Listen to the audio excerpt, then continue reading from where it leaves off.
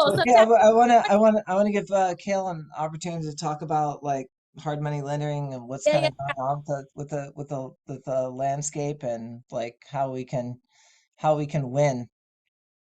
Yeah, so nice to finally get on with you guys. Yeah, I'm sorry to hear what's going on with your deal over there. I was hoping she's got some type of contingency plan as far as, God forbid, because we've all heard, oh, you'll get paid, and God forbid that doesn't happen.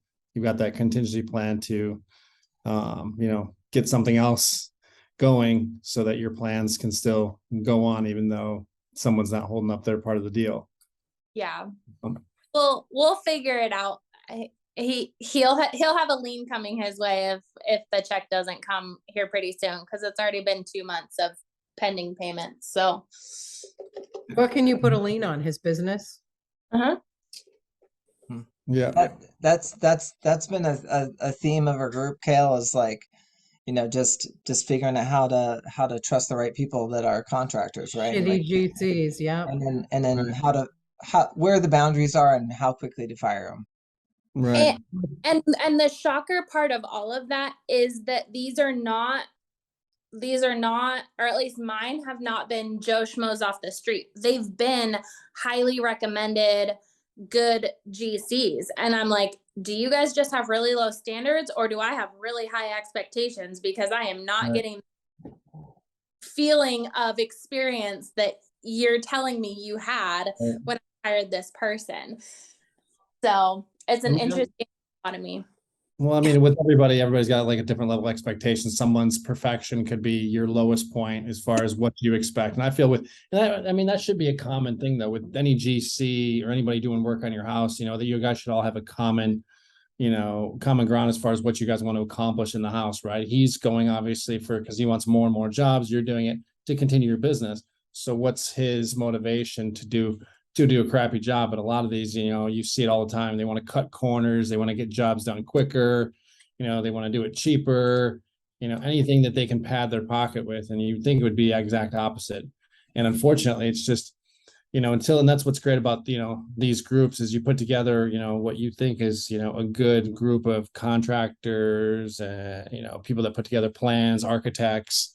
There's always going to be, a sour grape, here and there. It's just unfortunate, it's the business, and some people don't look at the long term.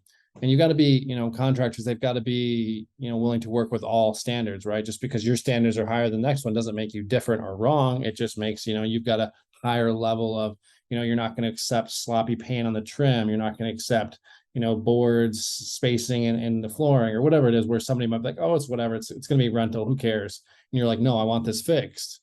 Yeah, I want you to talk over it. Yeah, I think the main thing that I learned from listing something and it not selling as quickly as I wanted was that I learned to bring those top agents in while you're doing the rehab, and then they're integrated into the process. So they had like, this is what we need to see to be able to sell this property. We need to see these pest inspections done. We need to see this done. We need new doors. We need this. And so they're setting the standard for the GC as you're going forward along the process. I think that is, so it's all integrated. By the time they got the listing, they really have earned that listing, Right. And what I was going to go along with saying is like, just because your listing is not a luxury listing, just because it's not a multi-million-dollar listing, I found that with a lot of my clients, even though they're not doing, even though maybe it's a $300,000 purchase, $100,000 rehab, I've actually told them multiple times to go out and reach out to those luxury GCs, the guys that are doing the multi-million-dollar houses. Because even if they're not going to be doing your house, I guarantee they know quality GCs that are doing quality work. Because you can't just throw anybody into a $2 or $3 million house and say, expect them to do great work. It's got to be, those higher end finishes, the higher end, so reaching out to those higher end GCs and higher end architects, you may not be using them, but their referrals are going to be highly recommended, because not only do they do high end, but they're not going to put their name out there or somebody else's name out there and jeopardize what they're doing. And so maybe that's something you guys want to look at in the future, is just when you're looking for someone like that, maybe even go like 3 tiers higher than what you're looking for, is like ultra luxury, even though you may not be hiring them, ask for referrals saying, hey, this is not kind of your cup of tea, but do you have any referrals that, that kind of specialize in this market and get your referrals from there. You know, people that aren't willing to jeopardize their reputation, you know, for a few bucks or, you know. Right. And I think that's actually a really interesting point. And I think another reason why I'm scratching my head a little bit at our current situation with our contractor, because he is definitely a higher end. He does multi-million-dollar jobs, and he's done multi-million-dollar houses. And actually with this particular house, we had to pull him back on some of his finishes because he wanted to like blow the moon. And I'm like, this Right. market can only, like, you do that, it's excessive, right? We can absolutely go up to here and do super high quality and high finishes up to this point. I was like, Right. I don't need all that stuff that you normally do. And so again, the strong referral plus the quality, I'm sitting here just kind of scratching my head of like, what? Why am I chasing this guy down for 15 grand? And I mean, it could be just the, you know, I mean, it's an unfortunate thing to say, but it could be the market, right? Because I mean, maybe he hasn't been paid on maybe some other jobs. So therefore now he's taking longer to, you know, pay you on other jobs because now with the market, he's not getting paid on jobs. And therefore, you know, it may not even be him. It may be, you know, other clients that haven't paid him. So it's putting him in a situation. So yeah, Monica and Lily both in the Seattle area, and that market definitely dipped first. It Yeah. kind of adjusted first, and as we've been in like February, when did it really start dipping? So we listed our house at the end of April, and I would say towards the end of March is really when we started seeing it turn drastically. I would say like mid-March, we started seeing it trend downward. And Kimmy and Lily, correct me if I'm wrong, but that's kind of the temperature that I started seeing is like mid-March, we started to see it, you know, decline a little bit. And then by the end of February, it was like down. yeah, they say like I was looking at it earlier, the top 10 cities that have seen like the biggest price cuts was Boise, Idaho, Denver, Salt Lake City, Tacoma, Washington, like you were just saying, Washington, Michigan. That's me. Yeah. Tacoma, Yeah, Washington. Washington. So yeah, no, we took a dive, and it was super unexpected. Like even in super hot markets that were able to maintain during, you know, the 2008 crisis, like Right. everything just dove down quickly. It's So, unfortunate. It's right up there. I mean, you know, you'd think, you know, with Seattle, Washington and Tacoma, Washington, all those up there, you know, it'd be a fast growing market. But I just think maybe, you know, it's not so much that it took a dip as much as everybody else did. It's just, you know, when you're looking at like higher markets, like where people are moving, like nobody's moving west anymore, really. It's Texas, inland, like people are going places for tax benefits in Florida. And so, you know, you're not seeing maybe that growth there right now, but it'll definitely stabilize. yeah. So So I want to talk about like kind of the lending parameters, and in this group we've talked about it more, and of course we've talked about it, Cale, but just right. how to get hard money and make sure that you're in the zone for it. So it's like we're talking about 70% of the ARV, maybe adjusting the ARV down 10% to, and then your lenders were more like for new people, what was it? I mean, 80% of purchase, 100% of re-up for like new people with like maybe 0 to 1 experience. We usually don't see anything lower than that. I mean, you'd have to be, you know, to do 75, 100, but 80% of purchase, 100% of rehab is kind of where like the new people would fall in. And like Simon was saying, it's really like, you know, even before it went down to 70% ARV, like, you know, you know, I always told my clients to try to price where you're going to be ultimately worst case scenario. You know, people are pricing, it's like, you know, they're at 75% of ARV or, you know, sometimes even higher. Some of these guys, you know, pricing at 80% ARV, even though they can only lend up to 75% because, you know, things were turning over so quickly. But now it's like, you know, with the max ARV, you got what we can lend up to is 70% of ARV. And then obviously adjusting your projects to justify, market changes, market shifts. And that's kind of what Simon ran into with Stanage, is just kind of like readjusting what you're doing, whether it's maybe renting it for, a few months until the market turns around. And then obviously rates, right? Rates have, went up everywhere, so that, your projects may be sitting on the market longer because that person that could afford your house at 2.5% and 3% are now, rates are at 4.5%, 5%, 6% in some places. So that takes a lot of, you got to remember, like, so if you had, 50% of those buyers that were in that market looking at those houses, that whole 50% of all those buyers are now completely wiped out. They can no longer afford those houses.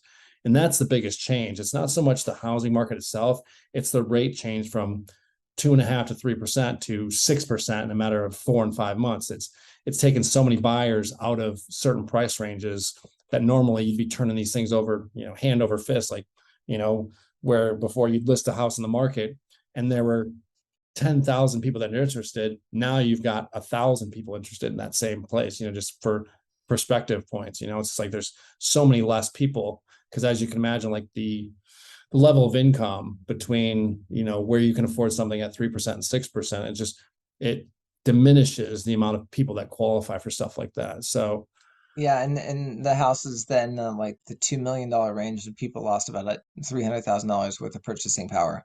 right, exactly. In a short amount of time. And obviously that's adjusted lower for when people's houses are like $500,000 or $1 million. Obviously that's less, but that's how it kind of affected our market.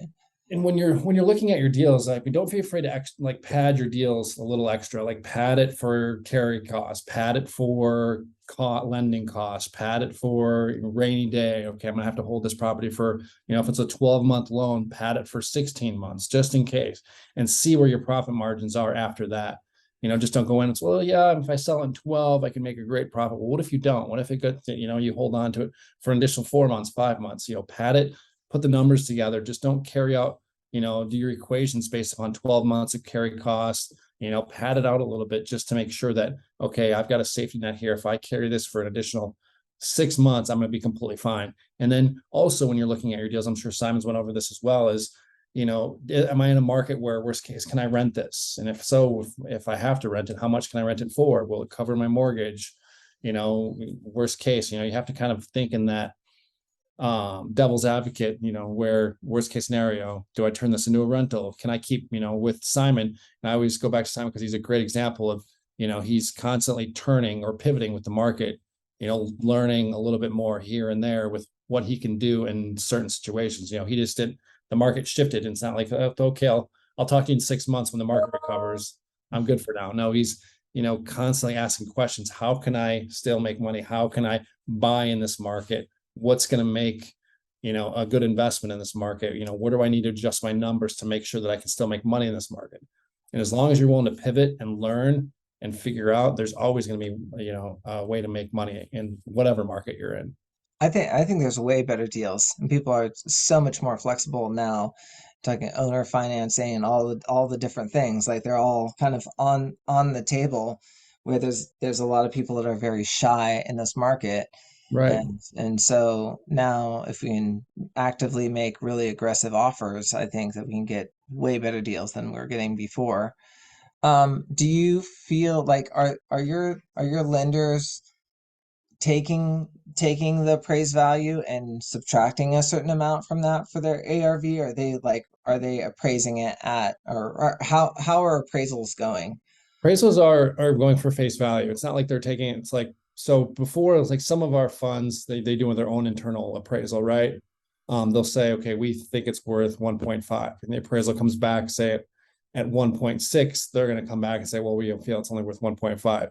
And that works to your advantage in a sense where even if the lender feels that it's worth 1.5 and the appraisal comes back at 1.3, the internal value of what the lender assumes what it is that's what they're going to go off of.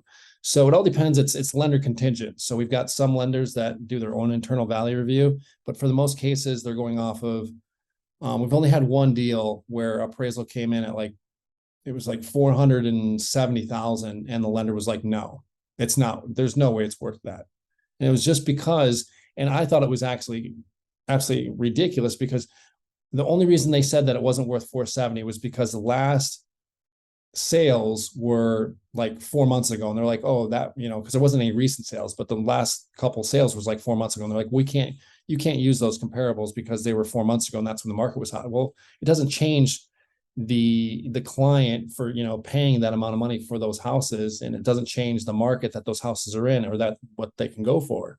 And we had this big argument, and so the lender ended up coming back and saying, well, we feel it's only worth, and they were even at that point, they were like, oh, this is a fraudulent appraisal, he doesn't know what he's doing, you know, even though it came off of their appraisers list of their approved appraisers. And it was just like one back and forth. And finally we ended up, luckily for enough for us, is the client was liquid enough and say, hey, look, you know, they're going to change the LTV, they're going to cut the leverage, and they're going to basically say the house is worth 420,000 in today's, quote unquote, today's market, you know, because they didn't feel like, because of the recent sales, they still didn't feel like that property could be sold for that amount, even though it was the same square footage, more bedrooms and baths in a better neighborhood. They're like, you know, we don't feel that in today's market it would sell for that, even though the comparables prove it. How far back? Oh, because the comparables were 4 months back. They weren't Right. like Right. within the last month or two. Right. And that was only in one situation though. It was more of in an urban market, I'd say, you know, like in the Atlanta area. So we haven't seen that type of feedback in any of like the major markets like Florida, Washington, California, Texas. It seems to be in more of that urban market where, you know, stuff was still obviously selling, but they're not confident in those markets as they are with the major city markets. Oh, the major metropolitan areas, right? Like there's a lot of volume going on, and right, versus places that are farther out in the county. Yeah. You guys land on the East Coast too, Cale? Yeah, we do all East Coast. I mean, New York, Pennsylvania, you know, Charleston? You do Charleston. Charleston, South Carolina, or no? Oh yeah, I live in Raleigh, North Carolina. So we do Oh, South okay. Carolina, North Carolina, Georgia, you know, Florida, Louisiana, you know, all those major markets. Florida, on the other hand, right now is just, I mean, aside from Tampa, Florida is on fire. Like it's just like one of those where, you know, when you back in 08, Florida was like the mecca of, you know, people being deserted and deserting their houses. And now it's like, you know, and I think it's coming from because California with the energy crisis and the fires and, you know, flooding and whatever else is going, there's constantly some type of crisis going on out on the West Coast. And I think it's just driving more and more people inland. And so that's why you're seeing these Texas markets just explode and the Florida market's just exploding. And I think the same thing goes with Raleigh, North Carolina, South Carolina. Like North Carolina's been like the hottest growing real estate market in the country, like 2 years in a row. And it's because so many people, I think, just are moving inward, trying to get away from the coast. But to answer your question, yes, we definitely lend in South Carolina as well. Okay, great. Yeah. I think I got about around $10 million worth of loans with Cale, with Aikon. I just stroked those checks for 50 grand. Yeah. Yeah. Simon came in, you know, with being a little bit of a newbie, but, you know, I remember him like taking pictures of his notebook and saying, hey, does this deal work? And I'm like, what is he showing me here? Simon. Yeah. At that point, I was like, am I taking this guy seriously? I think it was you called me back like 4 months later, 3 months later after we first spoke. And I was like, well, this guy only wants to do a deal. He didn't send you a video of him writing out the I numbers. think actually he did. I think Yeah. he did. Yeah. Back of the napkin. About it. OG style, back of the napkin. Yeah, I think I actually still have the video where he literally wrote it down. He took me through like his scribbles on a page, like, you know, talking about, you know, the deal. Yeah. You have to pause it so you can go read the numbers. Yeah, exactly. But you know what? It ended up working, and because of his, you know, attention to detail and everything on every deal, you know, he was able to do. I mean, he was doing one deal a month for a minute there. You know, when the market was hot, you know, coming in with these amazing deals. You know, and the thing that separates Simon a lot from like a lot of our clients as well is packaging your deals correctly, right? Making sure that you have, you know, the purchase price, making sure you have your rehab figured out, getting it put together on a template, you know, figuring out what your ARV is, best case, worst case scenario, knowing the markets, knowing your hold time, and then just packaging your documents correctly, what's needed. I never had, other than the first deal, I don't think I've ever had to ask Simon for anything. He'd always had everything ready to go. And he was always willing to like, bend a little bit if he had to. It's like, hey, Simon, this isn't going to work this way. Okay, let me bend a little bit on this side.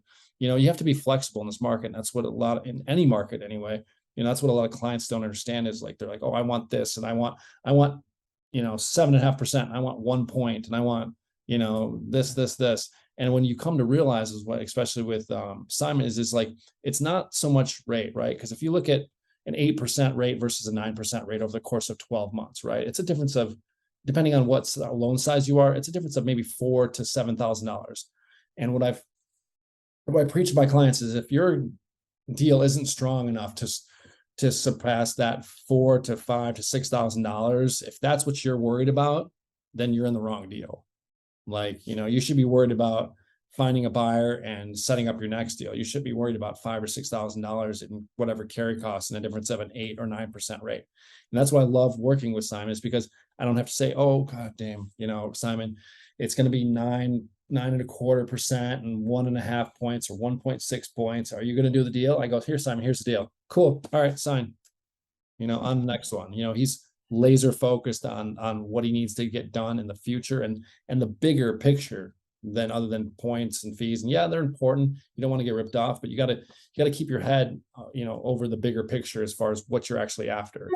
And also like, can you get the deal to the finish line in Right. the time, right? Like, especially with your EMD on the line, and then just like the clinch point was a couple times was the appraiser. And just riding people, just babysitting people, like, okay, how can we get this appraisal done? But Astrid met me at one of the houses at Scenic back. I was like, hey, come and check out this. And she walked through and she gave me some pointers because she's through all these different luxury houses. So she came back out. She invited me out to her ranch and stuff. So we've become friends.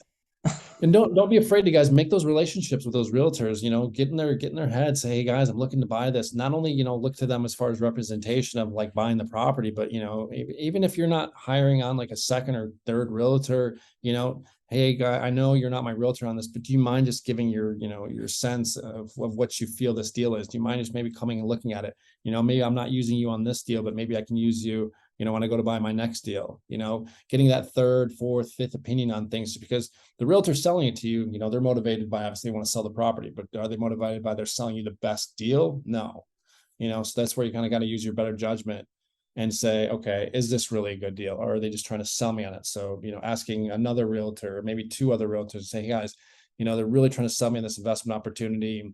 This is what they're saying the market could do. This is what they're saying it's potentially worth. What do you think about this? And really getting that feedback from more than one source. That's really smart. That's really smart to ask a second opinion. Like, I don't think it's worth that. Actually, that doesn't make any kind of sense to me. Yeah, and if the realtors are, and if they're good at their job and they, and they take, your interest and your business, as a professional, they know that, the business is going to come back around to them. Because if they give their honest opinion and say, look, that's not a great deal, and you get a third opinion, he goes, yeah, this is not a really great deal. But then you have your main realtor in your ear, like, hey, buy this. This is only going to be on the market for the next 4 days. You're going to miss out. Now you have two guys saying, hey, it's not really that great of a deal. And they really have nothing to gain or lose, right? Because at the end of the day, it's just another deal to them. So just, take that into account as well. Hey, Derek, you got any questions? There. It's been so long, I forgot all of it. You got some hard money loan questions? Not really hard money, just gaining more private money, and that's pretty much it. More private, more personal capital. That's really what we're working on, is just more personal capital. Go on connectedinvestor.com and just start cold calling. Connected Investor. I like that. Yeah. I think it's Connected Investor, Investor Connections. I think it's Connected Investor. And you can go on there and they give you a whole list of investors I forget the fee, but it's a lot of my some of my clients find their capital is they go on these connectedinvestor.com and all these different websites. They literally just cold call because it'll say right on their profile looking for X. It'll literally say on their investor profile looking for fix and flip investments, looking for this investment. And so you can literally strategize and go after investors that can help you, or looking for partner and multi-unit venture. And so they have different types of investors. They're looking for different types of investments, different partners, different structured partners. And, and that's where a lot of my guys that do these really large deals, and even Simon, he's just great at networking, but a lot of my guys that are doing these, doing $10 million, $20 million, $30 million, in 6 to 8 months, is they're not using any of their own capital. If they are, they're partnering up with, where they're 50-50 in every deal. So if you have, $1 million in the bank and you have a partner with $1 million, you guys can do twice as many deals together as you can by yourself. And then also you get their knowledge of the market too. And maybe they have people in that market, or maybe live in that market, that know that market inside and out, that can kind of help you along the process. So not only are you gaining capital, but you're gaining knowledge of a certain market area. That's a great question. Like, what do you notice in people that are really successful in doing a lot of deals? What is the kind of common denominator? They know their markets like inside and out. Like, I mean, the guy that I know right now he's one of our clients, he does 400 flips a year. And the guy, literally every time I talk to him, he's driving through neighborhoods. He's pulling up to apartment complexes, asking people, do you like living here?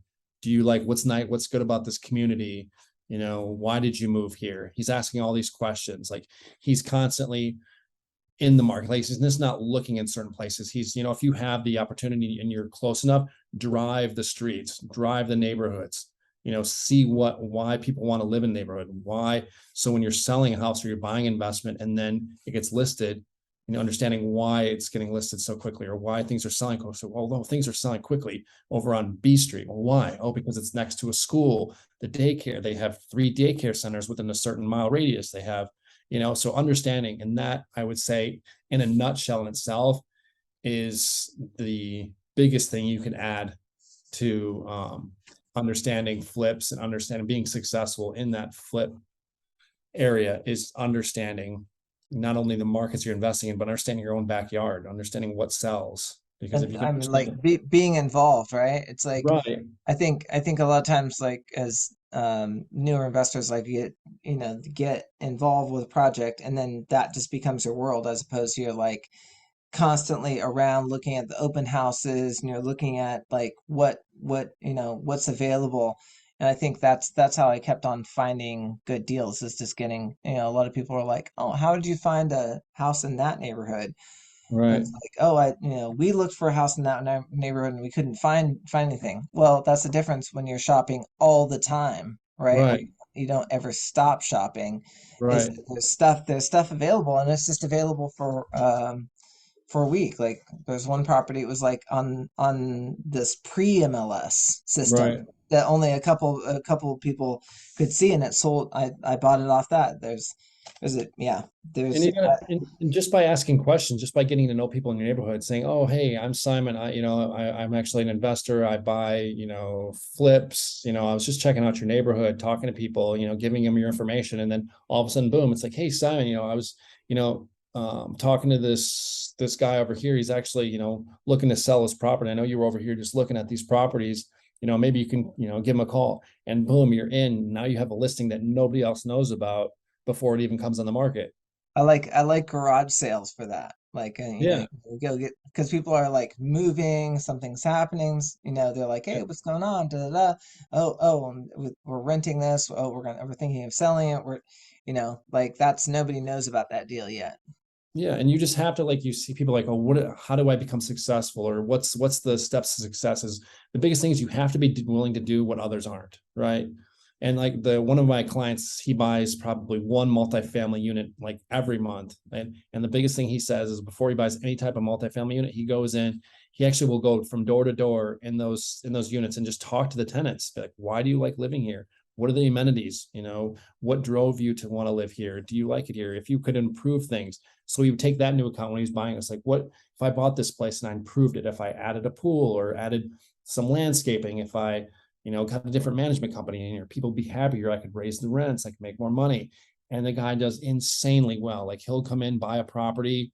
Like there's one we did last year, he bought for 4.5 million and he sold it in January or February of this year for almost double what he paid. And all he did was put a new roof on it, hired new management, renovated a bunch of the units. I mean, the guy probably had maybe 1.5 million into it. The guy probably walked away with 3 million profit. When he knocks on people's doors, does he tell them I'm an investor looking to invest in the area, or what does he say? Yeah, he says, you know, I think his conversations are, yeah, kind of like, you know, I buy a lot of buildings. I'm an investor, you know, I'm just looking to understand the area. I'm looking to potentially buy this building. You know, do you like living here? If so, like or if you don't, like, what would you change?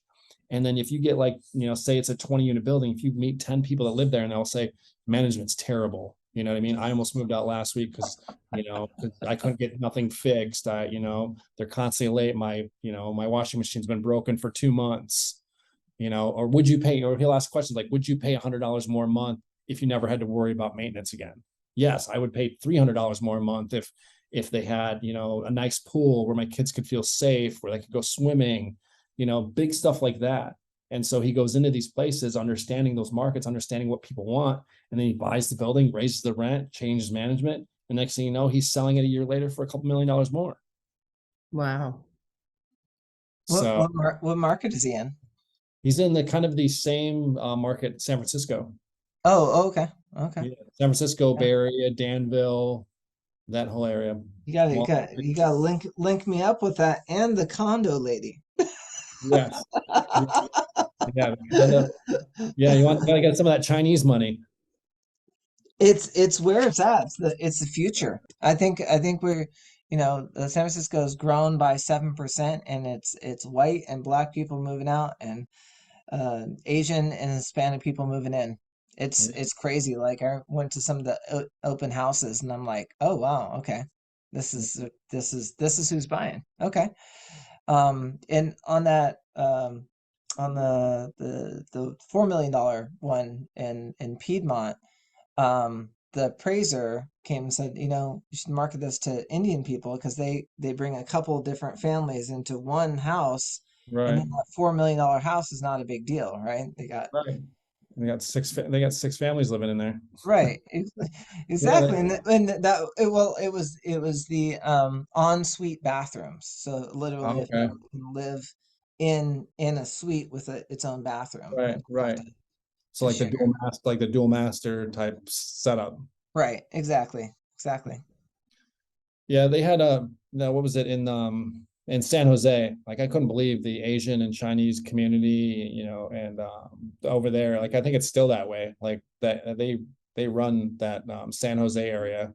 I forget the mall down over there in San Jose, but it's all Asian, Chinese. I can't remember the other ethnicity that lives there, but it's all big Chinese, all from Asia and Asian money. Like and they run it over there. I forget the name of the street down there. It's just like Rodeo in Beverly Hills, but it's insane. Like it's where Spielberg has a house. I mean, we were working with a gentleman, they call it Billionaires Row in San Jose. And like Spielberg has a house there. There's another guys. We couldn't get the financing for it together, but the guy was buying a $25 million house that he was renovating. He was putting like 15 million. It was going to be like an $80 million ARV. It was in Billionaires Row in San Jose, and it was just absolutely insane.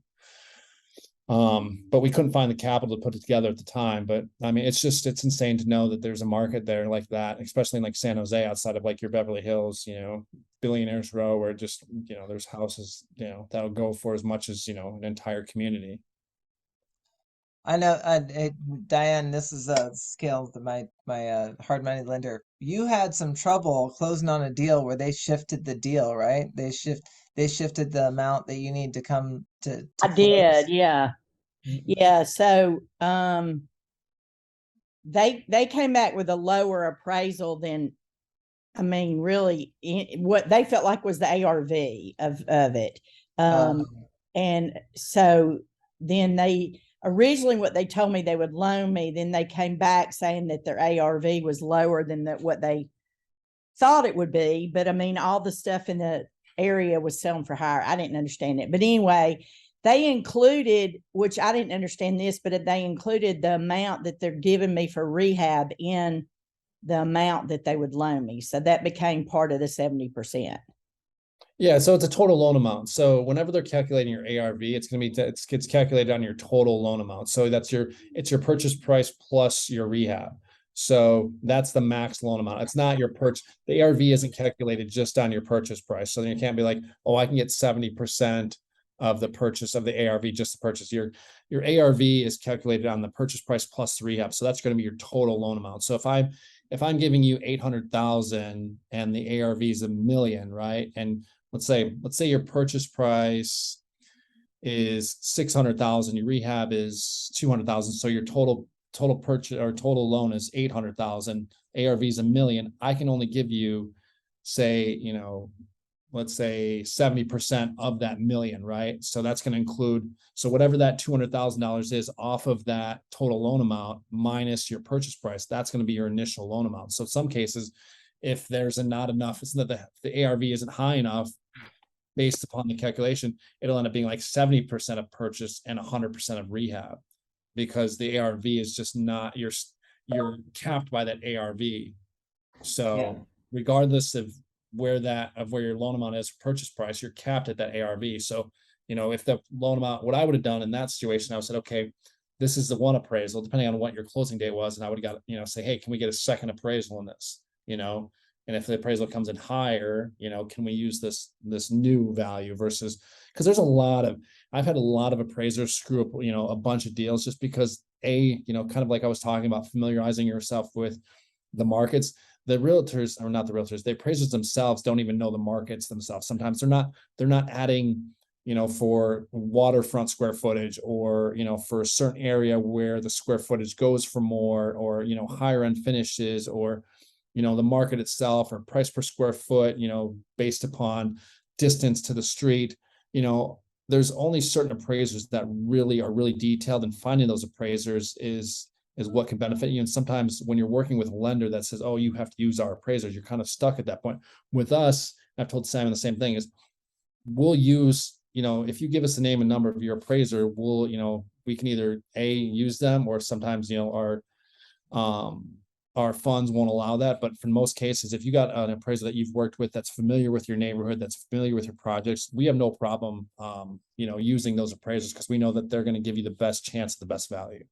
The other thing is that, these appraisers are just people as well.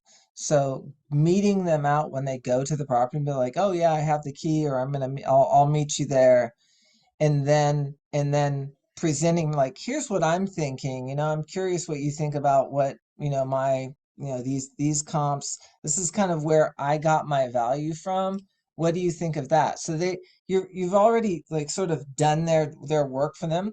If they want to really contradict you, of course they can, but this is ultimately just a relationship. This is a relationship with a human being that after they see your face, after they see your curiosity and the value, after you talk to them and like kind of run down the numbers and what you're thinking, they're like, can they back into that? Can they, without, obviously sacrificing their license or anything, but they're very hackable, is what I'm saying. If in the time. And I've done that on my own personal properties before. I've always done that, but this was actually a virtual appraisal that the company did. So they just, I like had to go around and just like, he said, yeah, just hold there a second. So to me, he didn't get a whole picture. He's just getting certain parts of the picture, but he's not actually getting the whole picture, is what I felt like. I don't know. Right. But he should still be, asking the right questions, right? He should still be like, okay, do you have another bathroom? Do you have another bedroom? If you do, take me outside, because it's a virtual appraisal. Take me outside. What is the outside like? Is there, landscaping, how close are you to the street, what, what's the, type of amenities, are the houses really close together? They still need to be asking the right questions. Virtual appraisals is essentially, yeah, it's a virtual appraisal, but it's an appraisal. He's not physically there, but essentially he is, and then that's kind of. Ooh, did y'all hear that thunder? But what did the Diane, nobody hears thunder because we see you on the beach, but your hair's not blowing and the trees are. So you got to turn a fan on or something, Yeah, the palm trees are blowing, but not me. Okay. you gotta Get some heavy hairspray on. rub a Is that balloon a or giveaway that I'm not on vacation? did the realtor give you really good comps for it? And how did they justify those comps? No, the realtor did not give me any comps to give them. And Okay. So that's 100%. I jump on a Zoom call and then I have them go through how this is the same or how this could look the same. So I actually have them show me on the MLS and I record the whole thing and I use that to raise money for the deal because it amplifies my credibility with the investor because I'm sitting they're now party to my actual conversation with a real estate professional. It's just not me saying this. It's me going through and looking, okay, I want to see every picture. Okay, can I make the question I'm asking is, how can I make my property look like that property? Is that possible? Yes. Okay, I think I can do that. And then when I'm going to the contractor, I'm like, hey, how do we make this property look like that? okay, so that's stuff I need to definitely do in the future. They really get on everybody. This is a whole enrollment game from the lending to the agent to the appraiser. Like everything is an enrollment game where you have to enroll the people into your vision of it and then present it on a golden platter for them so it's easy for them to say yes. Right. And understanding, like, it goes back to those relationships with those realtors, right? So if there's comparables out there, when you first were looking at that property and there's comparables to show a certain value, you need those realtors on your side. You need those people to say, hey, this appraiser, they're looking at a certain value. Well, no, here, Mrs. Smith, here's all these wonderful, comparables to show the bank that this is worth what it is. They need to be on your side. They're part of your team, right? Because this is not going to be your first deal, and you need to have them understand that, guys, I need you to go to work for me. I need to make sure that, this deal that I'm buying, can you get me comparables to show me that, I'll be able to sell this for that. And then also when I get an appraisal, I need these, these comparables so that I make sure that I get the proper value when I go to sell this. And they should be more than willing to help you get all of that if they're in it for the long haul and just not like a one-stop commission. Right. Okay. Those are some great suggestions. Let me ask you one other thing, Cale. What if I wouldn't have, so say I decided not to take the rehab money, because this was all of a sudden like an amount I had to come up with for closing. All of a sudden, I found out like the day before closing, I had to come up with this amount. So what if I didn't take the rehab money? Would my total amount have gone up for the amount I had to come to closing with? And then I could have just come up with my own rehab money along the way? Well, depending on how they structured it, a lot of times our leverage is less if you don't so if you just want to do a straight purchase of a property and don't use rehab, it's our funds will usually lend you, our leverage will usually be less because the fund wants to be, they want to be in more or less, they want their guaranteed that the rehab is going to get done. They don't care whether unless you use it or not, but when you're buying a property, to them, it's going to be, they're willing to give you more leverage if you're willing to put the rehab. Because let's say if you were to just buy the property outright, they would give you 80%. But if you include the rehab, they're going to give you 85% of purchase, because now they're not only part of the deal, but they're in the deal with you. So it's like, okay, so we know that if we give her the rehab money, she has to do the rehab, or at least the money's there to do the rehab. Versus, right. And then they can also, they're also monitoring progress that way. They're able to see how much money is being given for that rehab, because you really have to prove that you did the work, and there's an inspector and everything. So they're in that back in that property. I think for you, when did the appraiser the appraisal happen in the court? How long was the closing and when did the appraisal happen? The appraisal happened pretty soon. I mean, it happened. Pretty early. Yeah. So, I mean, I would definitively say, just knowing, like, once that appraisal comes in, getting in touch with the lender, and I know you were having a hard time with the lender, and just saying, hey, what do you think of this deal? Like, what do you see? Because they're gonna know, they should, if they're good, they should know what that means. They should know how the lender is going to react to it. And if you have an appraisal contingency and it doesn't hit where you think it should be, then now you have an out on the deal. Now you're not getting down to the end, and then you're surprised by this larger amount. You shouldn't. Right. There's definitely some things to have in place. Yeah. Where and the other thing is, like, and we talked about this, Diane, is like, nobody's going to care about your deal more than you. So if you're like, hey, what's the next step? Okay, I know I put these things in. What's the next hurdle? Oh, it needs to get over to here. Or can you get this other thing, for us? I think this lender's because they already know, because the lender's coming back with a similar checklist of things that they need. So then you can get in front of it. Yeah. Right. Okay. Yeah. I mean, I've not, so far in the few deals I've done, I haven't done an appraisal contingency, but that's a good thing from now on to do too. Yeah. And appraisal contingency also, just, that's one thing that we do from day one. Like, if you call me on a Monday and you say, hey, I got this deal under contract, we're ordering the appraisal that day, if not the very next day, because we want to know, within that week, if we can, whether the value is going to be there. We don't want to waste anybody else's time. So we try to order the appraisal from day one. So if you've got 2 weeks to close, we know by the end of the first week if the deal's even going to work. Yeah. But Diane, didn't yours, like, they came back the day before closing or something and said, oh, it's not what we thought or whatever. And they acted surprised that you didn't. Crap. I mean, they changed the closing statement like 3 different times. Yeah. She was freaking out. Like, she had to come up with the money, within 24 hours before closing. They knew exactly what they were doing.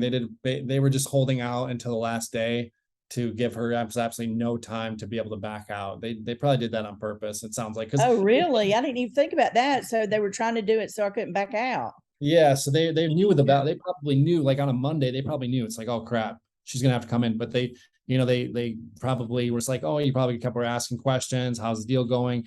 Are we good to close? And he said, yeah. And then the day before, or the day of you're supposed to close, like, oh, the value didn't come in. They knew Monday the value didn't come in. They didn't have to wait till Friday. They already knew. Yeah, they told me the Friday before we were supposed to close that next Thursday that everything was good. Yeah. See, they knew then. They knew then exactly where the value was. Because why would they tell you that you were good to close that following Thursday? If they, the value was already there. Okay. Well, I've learned a lot from this. The good thing is I did have somebody look at the house over the weekend and they want to go back and look at it again as is. So I might just sell it. I mean, I think I could probably rehab it and still make, money and all that on it. But it's just, I have more cash tied up in it now than I want to. Right. So I mean, if you can wholesale it, just do it. That's what I'm gonna. Yeah, they're going to come back and look at it. Move it on. Move it on. Yeah, make a little quick profit and dump it. That's what I'm on. Yeah, that's what I hopefully. So they're going to come see it again. The biggest mistake you can make is just, holding on for the next one, because, like, it's just wasted energy, right? So if you're like, oh, I'm going to try it. By the time you get done with it, trying to figure it out, trying to make it work, you could have bought in 3 more deals, wipe the slate clean on the next one. You had a bad experience, just leave it at that and move on to the next one. That's what I was thinking. Then I'd free my cash up, the extra cash that I had to, because I've got another another duplex I'm rehabbing. Okay. Thanks for the feedback. I appreciate it, Cale, on that. Yeah, no, not a problem at all. Kimmy or Stella, do you have a question? Hey, Cale. Hey, how are you? I'm good. How are you? Good. No, I don't have a question, but my deal didn't go through, so just let you know. Which deal? The one that you and I were talking about, that we were texting. Oh. Yeah, they just went into escrow with somebody else. Oh, the back. That was back. Yeah. Yeah. Which one? It was in California. California. Which deal didn't go through? You're Belinda. Linda, is that the one that we just put the? That's the one we just were kind of emailing and texting about. And I Oh, told you we okay, were yeah. still going over it. Right, Yeah. right, yeah, right. Okay, so Yeah. now you didn't end up getting the deal. Yeah. That's why I was so quiet. Oh. I'm like, I'm not going to talk about it. Hey, you know what? I mean, you put an offer on 10 deals and maybe you get one. Yeah. Well, that's how, yeah, hopefully. Yeah, I mean, You'll you'll get a putting deal. offers in on 20 so far. Right? Maybe you need 100.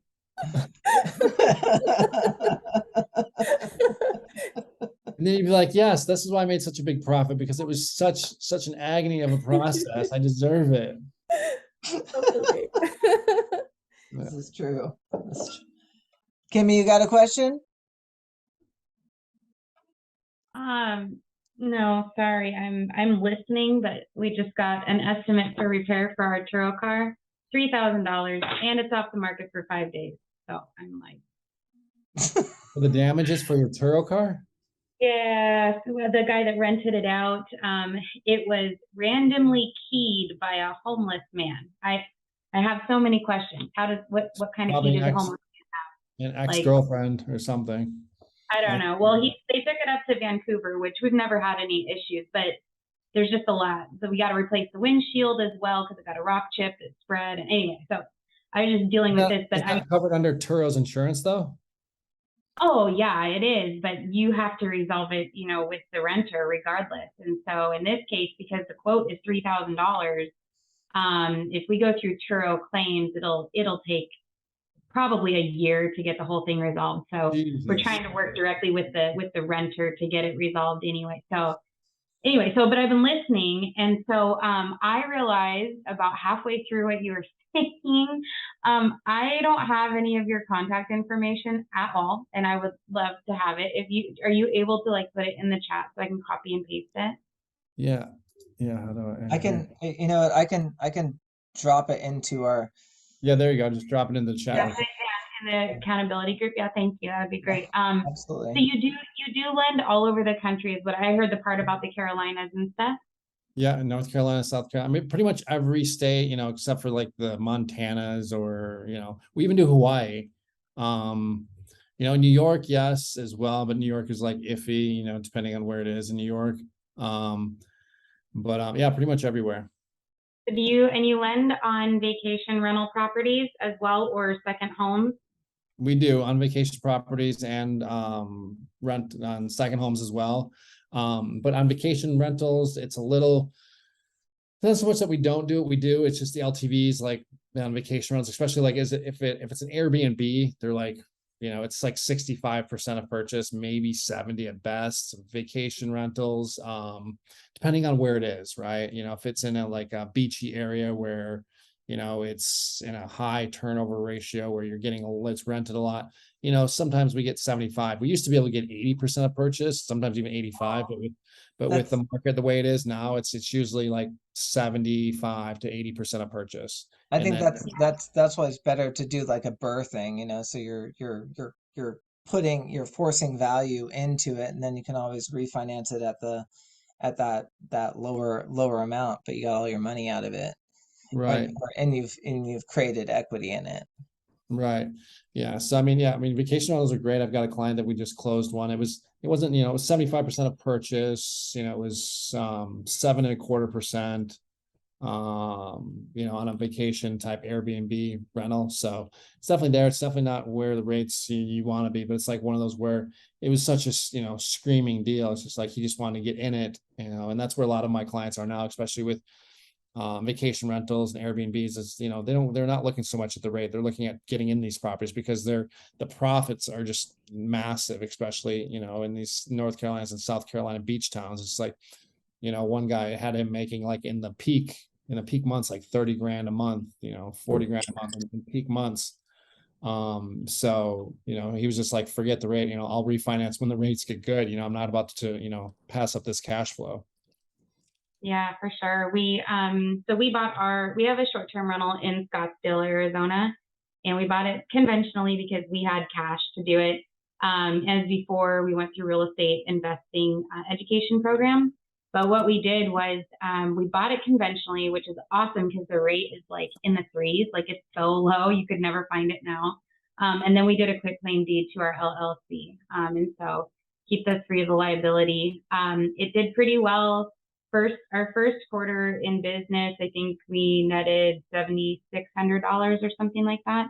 So it's a 1-bedroom, 1-bathroom condo. So yeah, we like it, but we're looking for more. In fact, actually, I didn't tell any of you this. We just put another offer in on a house in Glendale yesterday.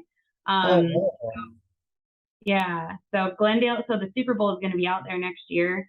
And so we really want to get a house out there if possible. Yeah, plus, yeah, vacation rental, Airbnb it. God, you would keep it full no matter what, especially in that area. And people that, they forget about those areas like Glendale, Burbank, I mean, those areas, are great for Airbnbs for people that are like, visiting the city in LA. Some people don't want to be right downtown when they're visiting, they like to be on the outskirts. Glendale's got a great mall, Burbank's got a great mall, I mean, it's a great area.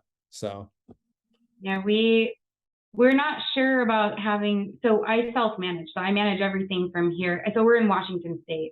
Right. I'm about 2 hours north of Monica. And so, yeah, so we manage everything from here. I'm a little bit hesitant going into a single family residence. Like, we're super confident with the small condo model because, we don't have partiers, we don't have to deal with that kind of thing, but we're always looking for something it's basically got to be move-in ready in order for this to work for our business model. I need to be able to walk in there, design the place, furnish it, and paint it if needed, do the pictures, and walk out in a week at the most, because I use vacation from my job here to fly down there, set it up, and go. And it worked the first time. Like, we've already done it once. We had 6 days. We flew down, we did everything, we refurnished, I did all the pictures, sold all the old furnishings in local buy-sell trade groups, and then had it listed. And 2 days later, we got our first 30-day tenant. You're ambitious. Wow. Sold all the old furniture. Sold all the old furniture, put in new furniture all in a week. Wow. But it'd be really impressive if you partied in the evening on everything.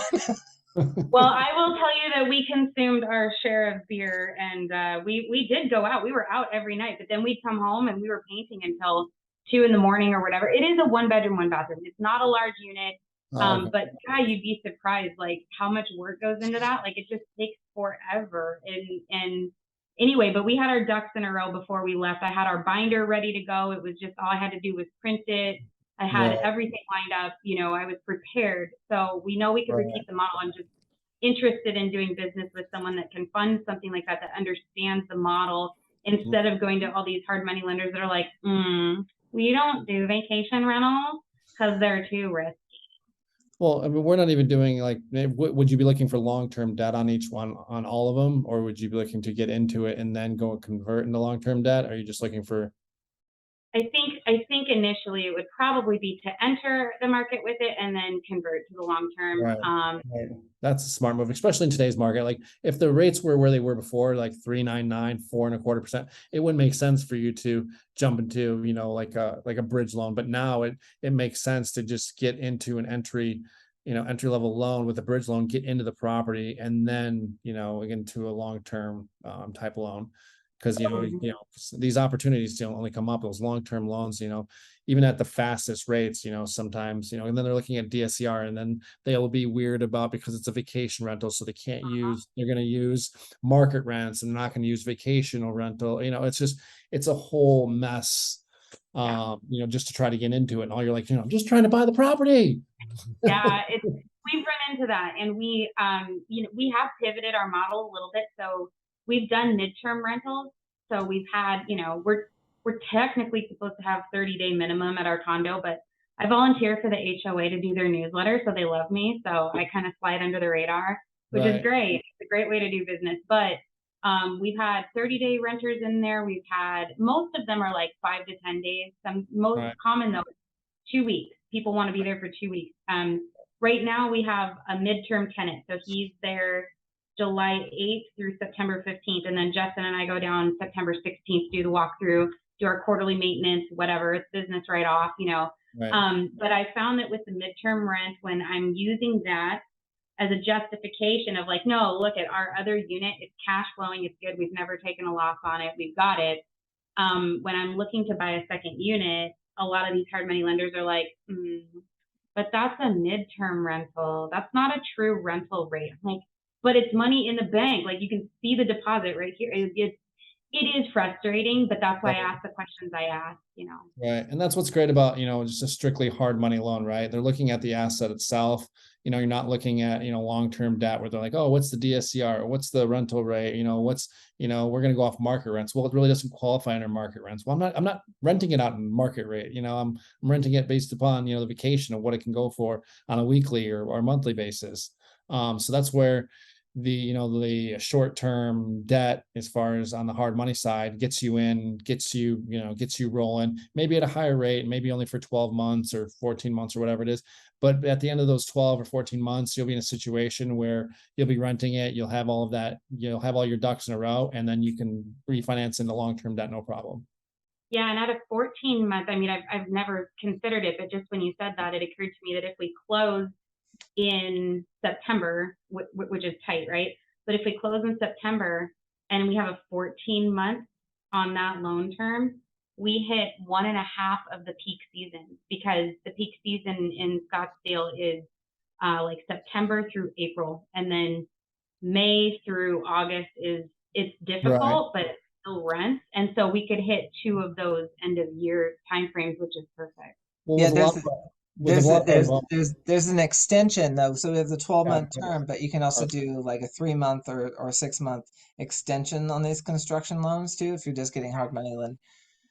Yeah, that's what I was about to say. Is that, yeah. So if you get a 12-month term, it'll come with usually like a 3-month extension or 2-month, 3 months extensions. They come at like a quarter of a point fee sometimes, but it gives you like essentially on a 12-month loan, if you were to get 2 extensions, I mean, now you're at 18 months essentially if you really needed it on those short-term bridge loans. So, yeah, it's costing you a little bit of money, but if you're able to hold that, like you said, in your peak season, what's a quarter of a point or a half a point gonna matter?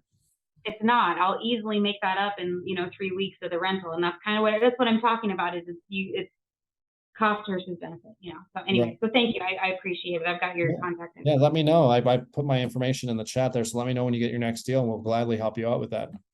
Absolutely, will do. What's up, Mike T? You there? Hey, what's going on, brother? You got any questions for the hard money lending questions? Nah, I'm driving right now. That's why I had the video off. But I mean, I think he pretty much answered that. Only question I was gonna have, because I'm currently in a bridge loan. Considering once the construction is finished, we're gonna consider, depending on the market, whether we're gonna keep it for rental, because it is also a very hot rental market, or I'm going to flip it. And I guess you kind of answered that. You do your company does do long-term rentals as well, which is good. A long-term rental right now, like average rates are in the 6s, 6.5 to 6.75. I'd say at the lowest point. They're not attractive, and with the Fed, if the Fed has any plans of doing what they say they are, they're going to become even more unattractive. So the short-term bridge type stuff is definitely more, because it's interest only. You've got that extensions there if you need them. So I mean, you can take a 12-month out to almost 18 months if you really needed it. And I can guarantee you in 12 to 15, 16 months, the market's going to be completely different. And we're, people are saying, well, how do you know where the rates are? Just look at time after time again, if you look at the rates and where they've been, year after year, 3 years down the road, 2 years, when rates were 6s, they went to 4s, and then they went to 7, and then they went to 3, and then they went back to 5, and then they went to 2.5. And then, we've never seen before, like they said in the 80s, like where 13% mortgages were something of the normal thing. I don't think we're anywhere close to that. The market's already starting to recover. Our rates are already starting to come down on some of our hard money funds. So I don't see, it getting any worse. I see it getting slowly better. I always tell people, I was like, call me like, first quarter of next year, and I guarantee we'll be not exactly where we were 4 months ago, but we'll be in that nice area where things are selling, people are buying, rates are low. I mean, because at the end of the day, they have to keep people buying, because ultimately, what's that going to do? It's going to cause the market to crash, and they saying on the news, oh, real estate market's going to plunge 20% before the end. No, it's not. There's no signs of that anywhere. Yeah, no, I agree. I don't think the market is gonna crash either. Will it ease up a bit? I think it'll ease up a bit, obviously, as the percents go up. And then, but once the percents start coming down again, I think people start buying again. And fortunate for us, even though the percents are going up, what we do have in our favor is that, especially on single family homes, there's still a deficit compared to how many people looking for a home compared to how many homes are available. I think there's gonna be a massive compression because we have all those people like Kimmy was saying, she's got a rental property at 3.5%, 3%. Whoever wants to get rid of that? Nobody. Like, you never want to get rid of that. So everybody that bought in the last 2 years, they're like equal or underwater a little bit, and they're not gonna sell. They're not going anywhere, right? Yeah, they got a great smoking deal, or they got what they thought was a great deal at the time because they bought. And those guys, like you said, they bought at 3.5%, 3%. They're gonna ride it out. You're kind of being at that standstill. So, there's gonna be plenty of market to choose from. You get that guy that's like, I'm not gonna take less than 1 million. Yeah, you are. You're gonna take $800,000 tomorrow, or you're gonna lose your ass. It's true. So Simon, could you do me a favor? Because I'm driving, could you drop his info into our chat group? It's already in there. Oh, okay, good. Because I'm driving. I can't get it out of the chat. Mike, nice shave there, man. Looks good. Does anybody have any other questions before we wrap up? Or I know it's a little different for us. Usually we're like talking a lot more, but I'm hoping some people found some value in just getting in there on the hard money loan questions. I did want to ask if y'all do y'all do multifamily loans? Oh yeah, multifamily. Anywhere from 2 units all the way up to 500 units. Okay. Yeah. Do you do new construction loans too? Yep. So so just guys, give you guys a rundown. So fix and flip, new construction. 1 unit all the way up to 500 units, new construction, ground up. We do, if you understand what I'm talking about, we do horizontal and vertical construction. So, if you're buying a lot, as long as it's shovel ready, usually, we're ready to go. So anything in that. So rental, fix and flip, new construction, ground up, multi-unit, multi-family, condo, pretty much anything in the investment world when you're thinking about single family new construction, multi-family, condo new construction, townhouses new construction. So any of that in the new construction, fix and flip, multi-family, we've done fix and flip, condos, fix and flip, 4 unit, fix and flip, 8 units, fix and flip. We just did one not too long ago. It was like 24 unit fix and flip. What's your minimum loan amount? 250,000 usually. But we'll make exceptions for if it's like someone of this group, it's just trying to, do their first deal. There's always exceptions because we're not going to look and say, oh, we don't want to do these smaller deals. But if it's to help you get to the next level, we're more than willing to, to do what it takes to make sure you get your deal done. And it's a real deal. Listen, what part of New York are you guys staying away from? Because I heard you say that. I'm from New York. Well, I mean, we like New Jersey, we just like the Bronx, like part of New York, I do Westchester. I focus in the suburbs. Okay, yep, we're good there. Okay, cool. Yeah, just like in the harder spots, it's just like in the the city. The city's rough. It's hard to comp. And it's definitely much more risky. And you have more elements, like you're more likely somebody to break in and steal the pipes and I mean, then you're looking at 800,000, 900,000 for like a studio. They just don't like that type studio apartment studio, because there's not you can't really comp it, you really can't compare it, and then you don't know where who's going to buy that, or who's going to want it, even though the real estate market is always there. They like the nice townhouses out in the suburbs and stuff like that. So and Shannon, I did it for you. I did it for you. Hey, Cale, let me ask you one other thing, because I tried to work with you. Well, it's been over a year ago now on my first house that I bought, but I know it was a crazy time then, but I never could get you to like call me back. I mean, I talked to you one time, but then getting back in touch with you was kind of hard. And I ended up, doing something else. But so is the communication better now? I mean, when you're trying to get in touch with you and everything? Yeah, we were going through growing pains. We were expanding at the same point. It was like, because me and my partner had just gotten not together at that point, but we were slowly expanding. And then we kind of like expanded, and we grew at a massive pace. We went from our first year, we did over 100 million, to our second year, basically doubled that. And so then the amount of loans we were doing. So we had to bring on extra workforce. I was wearing 3 and 4 and 5 hats. We didn't have, our underwriting team that we have now. We didn't have our processing team that we have now. So I'm in a much better place to be able to, handle and talk to people and call people back. Before I was getting bombarded from 17 different directions, and I was not returning a lot of people's calls. So that was just a growing pain that we had to work through, but we're in a much better place now. So as far as returning phone calls, you won't have a problem getting me on the phone at any time. Now we've got people in place, Okay. our processing, underwriting, any part of our process. Okay. Is it better to email you first about the situation and then, have you call us, or is it better to call you, text you? What's the best way to get in touch with you? Text is great. And then just shoot me a text, say, hey, Cale, I've got a deal for you. And then just email it over to me.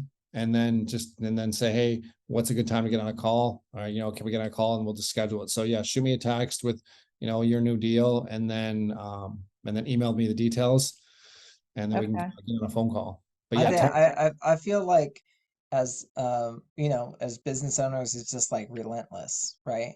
You just got to get relentless with what a surveyor or contractor or mortgage. It's like you just go. You just how many realtors that I interface with that I have a deal and don't follow up. It's those people that just kind of like keep on dripping them. Hey, I sent this email over there. Hey, I just resent it. Here's this. It's just like, we're all out here trying to do our thing, manage our families and all that stuff. And it's just like, you just gotta get in there, get in front of somebody, relentlessly. Yeah, like Simon gives me like an hour. When I was supposed to send him over the proof of funds earlier, I was like, I'm gonna take care of it. And he goes, 2 hours later, he's like, I don't see it. I'm like, oh, yeah, never mind, I got you. Right. It's just a squeaky wheel. It's a squeaky wheel concept. It's like, and then the thing is, like, to be real, like Cale's got deals for like 100+ million that he's working on. He's got these people over here with $2 million. He's still going to make his 1.75 or 1.5% off of that deal versus your deal. So he's got to prioritize, like, okay, I have these deals right here. I'm going to focus on them. So really, you just got to really focus on, how do you get people's attention? Because it's every single part of doing real estate anyways, whether it's the realtors and appraisers or whoever it is. You can find, you can get people on the phone if you're relentless. Yeah, that's the truth right there. I mean, exactly. You want somebody on the phone bad enough. And I tell my salespeople, we hired on our first couple salespeople. I go, call him once, call him in the morning. If he doesn't pick up in the morning, call him in the afternoon. He doesn't pick up in the afternoon, call him, right around 5 o'clock. If he doesn't pick up again, just get in front of him. And finally he had a client that wouldn't call him back. And finally the guy was like, oh, I'm sorry. Well, I haven't been ignoring you, but deep down, yeah, you have been ignoring me. He's like, and then he ends up getting a deal from it. So it's just like, he called the guy probably 4 times a day for 6 days straight, but ended up getting a deal out of it. So that's the same thing with Simon. Like I said, same thing he says, be relentless. Like, bug the shit out of me if you have to. Text me 7 times, I won't hate you for it. I'll understand. There you go. Awesome, guys. I'm gonna go eat some dinner and stuff. But Cale, thanks for coming on. And no problem. Thanks, Cale. Thank you, Cale. Yeah, call me if you have any questions. Let me know. Okay. Pleasure, guys. Thank you. Bye. Thanks.